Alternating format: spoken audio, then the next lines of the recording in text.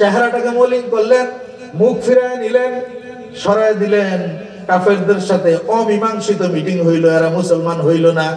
নবী যখন ঘরে যাইতেছিলেন, বিবির ঘরে, জিবরিল কই নবীজি দাঁড়ান, আল্লাহ রাব্বুল আলামিন আপনার উপরে কোরআন নাজিল করছে, একটু শুনেন। কি নাজিল করছে? আউযু বিল্লাহি মিনাশ শাইতানির রাজিম, আবাসা ওয়া তাওয়াল্লা।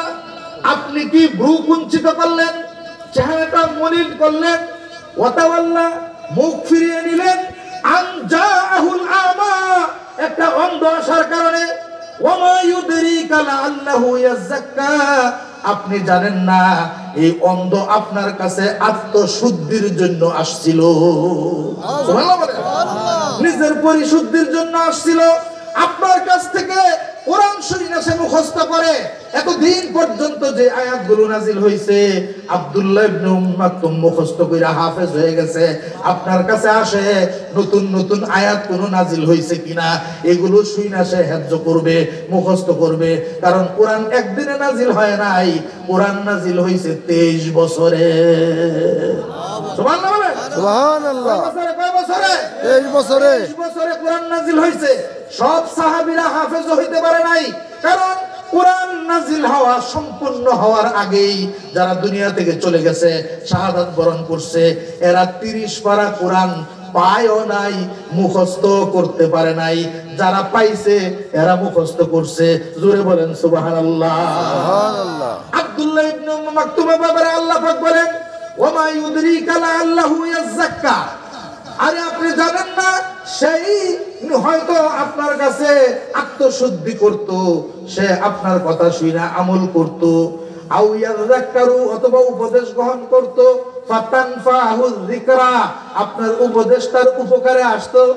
আম্মা মানিস্তাগনা আর যারা উপেক্ষা করে, কোরআনকে যারা মানে না, কোরআনকে যারা উপেক্ষা করে, কোরআন যারা পছন্দ করে না, এদের দলের লোকদের নেতাদেরকে নিয়ে আপনি মিটিং এ বসছেন।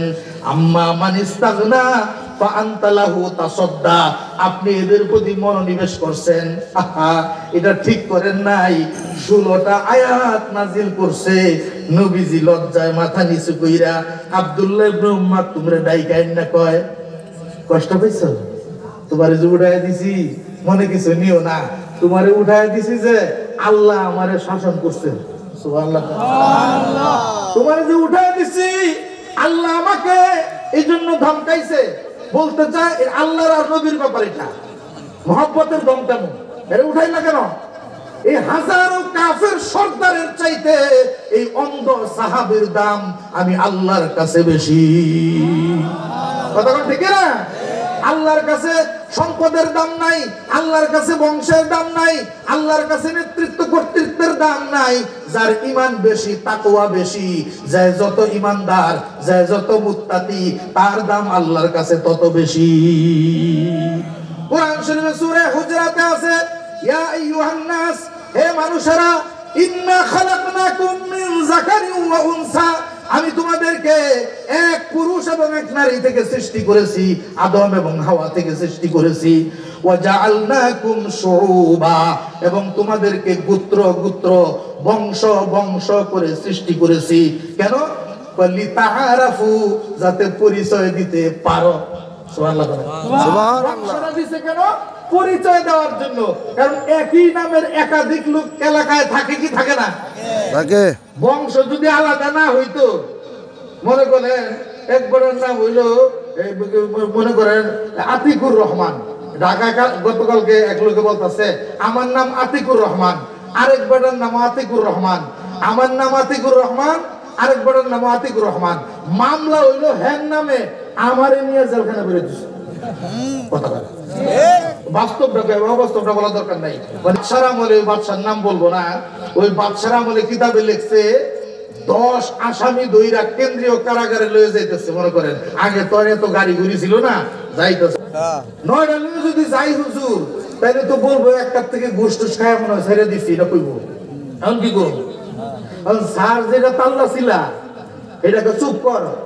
এরকম বহুত মামলা আমি ক্লিয়ার করছি, সলভ করছি।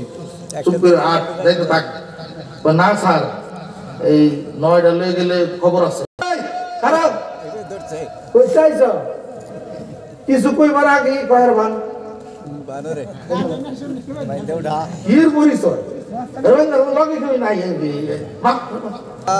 আবার আমি যে দিকে যাইতাছি ওই দিকে লয়ে যাইতাছে তাক সমস্যা নাই উমা হ্যাঁ রে মিয়া কারাগারে ঢুকাইছে ঢুকাইছে হ্যাঁ দেখে কি রাখিব নিরাপদ দেখাবো আলোর পথ কারাগারের সামনে লেখা রাখিব নিরাপদ দেখাবো আলোর পথ কারাগারে যারা নেয় ওই উপরে যে বাণী লেখা এইটার উপরে এরাই আমল করে না কথা ঠিক না ওখানে কি লেখা রাখিব নিরাপদ দেখাবো আলোর পথ রাখে নেওয়া তো করে নিরাপদে রাখে না ওখানে মিয়া মাইরা পিটায় আড্ডি বাঁধে নিরাপদে লোক আবার দেখাবো আলোর পথ দেখায় না কি করে ওই এর দইরে নিয়ে সুরের দইরে নিয়ে ডাকাইতের লগে তুই দে বান্দা ফাঁসির আসামির লগে নিয়ে তুই দে বড় বন্ধু দিরা যে সুর গিয়া জেলে ঢুকতারে একবার এটা ডাকাইতে হবে তোরে এতদিন তো প্রশিক্ষণ নেওয়ার সময় পায় নাই পরে গিয়া দেখে যে হেডসে সিনিয়ররা আছে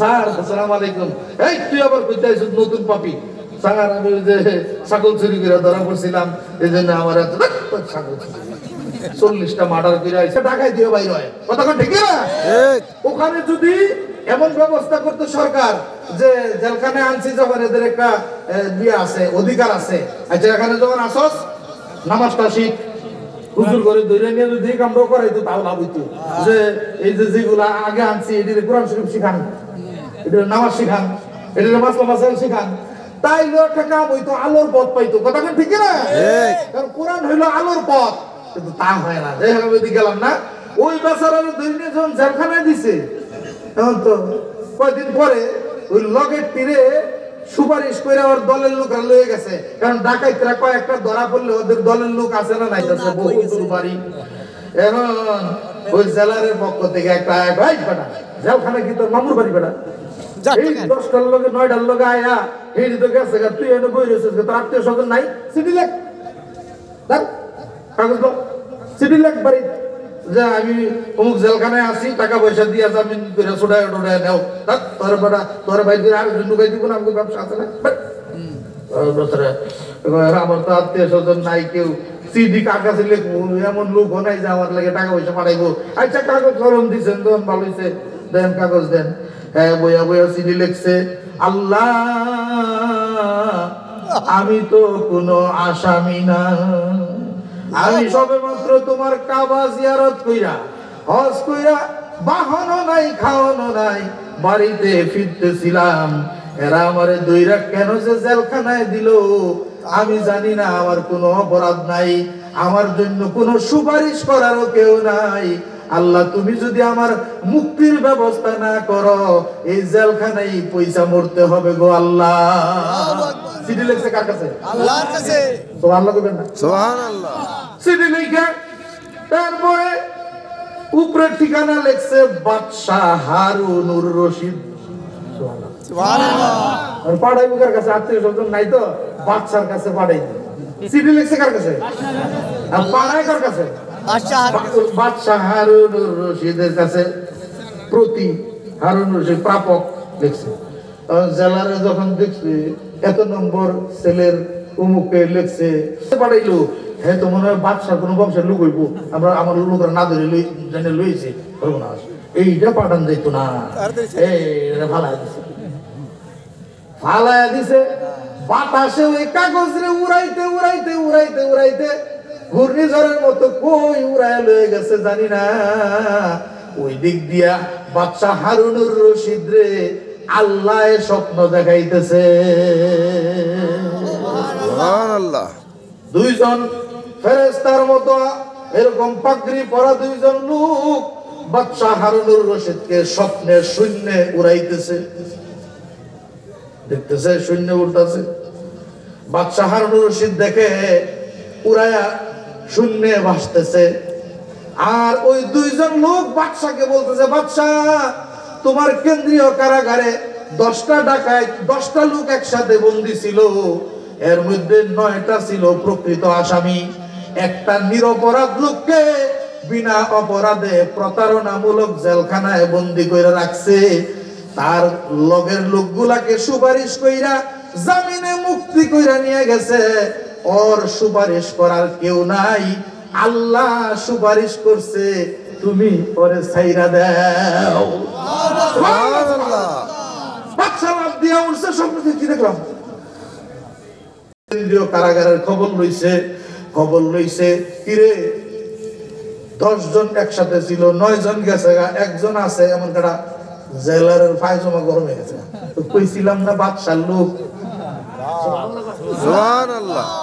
কইছিলাম না বাদশার লোক, ঠিকানা লেখছে প্রাপক হারুনুর রশিদ। এবার খবর আছে। বাদশা কয় জাতি সাপ তাড়াতাড়ি রাগ হয় না, কথা ঠিক না? আর যে বিষ না এটা খালি ফুটফুট করে, আর জাতি সহজে রাগ হয় না, ওই খবর আছে, কথা ঠিক না? উনি বাড়ির থেকে রাজকীয় পোশাক নিয়ে গেছে, রাজকীয় খাবার নিয়ে গেছে, ঘোড়া নিয়ে গেছে, রাজকীয় ঘোড়া বাইর করে আইনা আগে মাপ চাইছে, মাফ করে দেন। আপনি বিনা অপরাধে জেল খাটছেন, আমার খবর ছিল না, যে কোনো ভাবে খবর পাইছি, আপনাকে মুক্তি করার জন্য আমি আসছি, আমি এই দেশের বাদশা, আপনি বিনা অপরাধে জেল খাটছেন, দয়া করে মাফ করে দেন।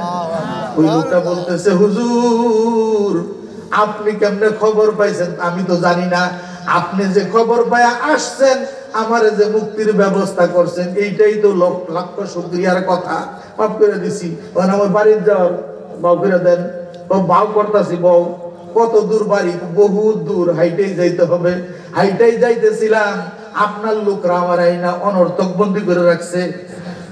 বাদশা হারুনুর রশিদ ভালো করে খাওয়ায়া, ভালো পোশাক পরায়া, গোসল টোসল করায়া, রাজকীয় পোশাক পরায়া, রাজকীয় ঘোড়ার উপরে সওয়ার করায়া, 10,000 স্বর্ণ মুদ্রা দিয়া, সুবহানাল্লাহ, বাড়ি যাওয়ার আগে তোমারে তো এই ঘোড়া দিয়াই দিছি, একবার এটা লয়ে বাড়ি যাই বাগা, তবে একটু সময় দাও। এই কুফা শহরে আইছো, তুমি পুরা শহরটা দেখো নাই, তুমি পুরা শহরটা একটু ঘুরে দেখো। আর আমার একটা কর্মসূচি আছে, এটা হইল আমার লগের লোকরা, আমার সরকারি লোকরা ঘোষণা দিবে তোমারে উঠে নিয়া, তোমারে নিয়ে ঘোষণা দিবে, যারা মানুষের কাছে সাহায্য চায় ঘুষ দিয়া জামিনে মুক্তি পায়, আর যারা আল্লাহর কাছে সাহায্য চায় এরা রাজকীয় মুক্তি পায়। সুবহানাল্লাহ। রাজা নিজে এসে মুক্তি দেয়, স্বর্ণ মুদ্রা দেয়, মাপ চায়, কথা ঠিক না?